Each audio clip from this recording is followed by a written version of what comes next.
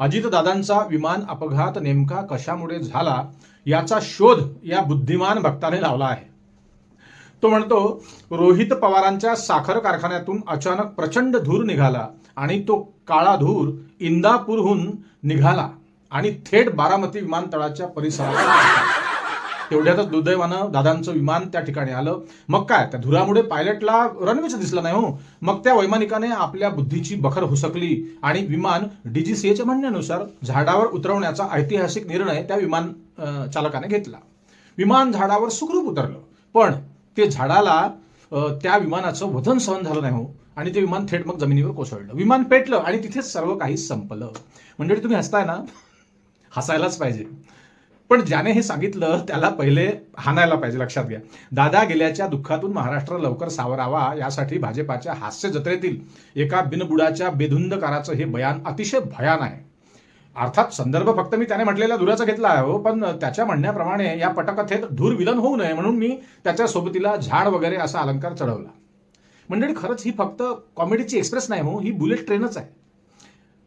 खरंच असा काही विनोद कानावर आला की हसावं, रडावं, उठावं, पळावं की त्याला झोडावं, का आपल्याच कपाळावर आपलंच कपाळ आदळावं असं झालंय मंडळी.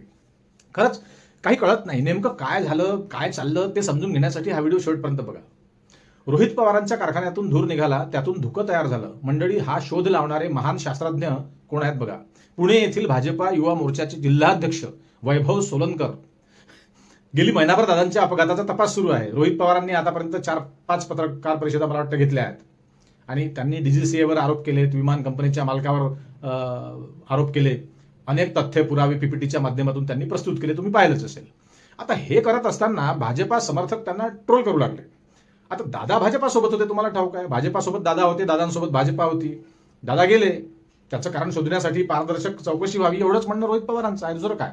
मग भाजपाचे समर्थक नेते रोहित पवारांनी कशासाठी ट्रोल करतायत कुणाला समजायला मार्ग नाही हा. त्यामुळे उगाच विनाकारण लोक भाजपावर संशय घ्यायला लागले आहेत मंडळी.